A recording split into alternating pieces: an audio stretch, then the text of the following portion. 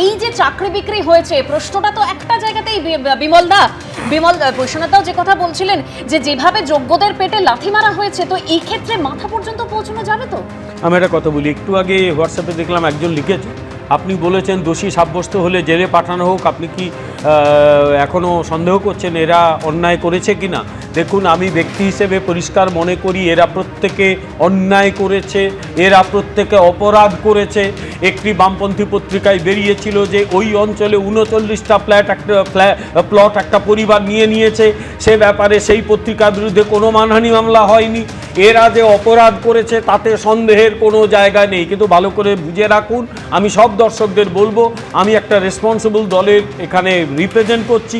আমি এটা বলতে পারি না যে ধরো মেরে মেরে জেলে ঢুকিয়ে দাও, এটা হয় না।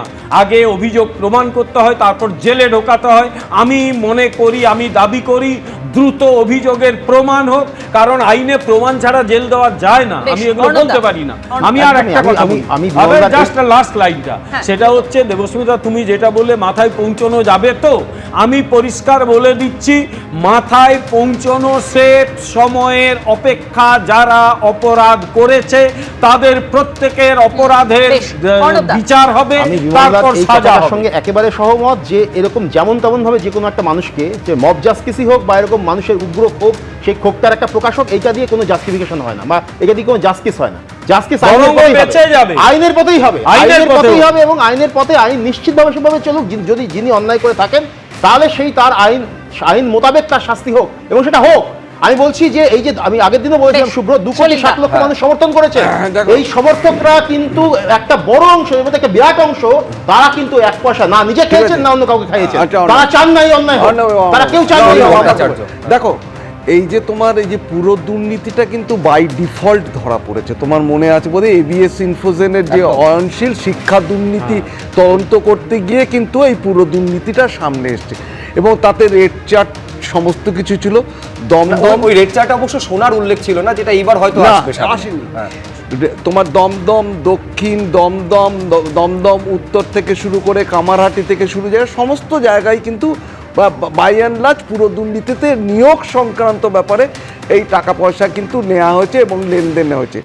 এবার যেটা শোনা যাচ্ছে যে সোনার বাট, এই যে যেটা ইডির যেটা বক্তব্য, এই যে সোনার বাট এবং অর্থ যেটা যে বেনিফিশিয়ারি, যারা বেনিফিট পেয়েছেন তাদের এগেনস্টে কিন্তু সোজাসুজি তদন্ত হবে।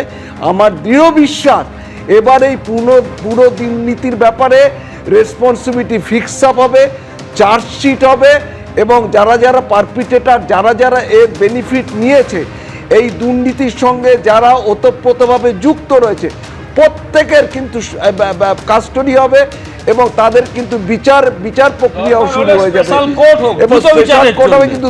এবিপি আনন্দ, এগিয়ে থাকে, এগিয়ে রাখে।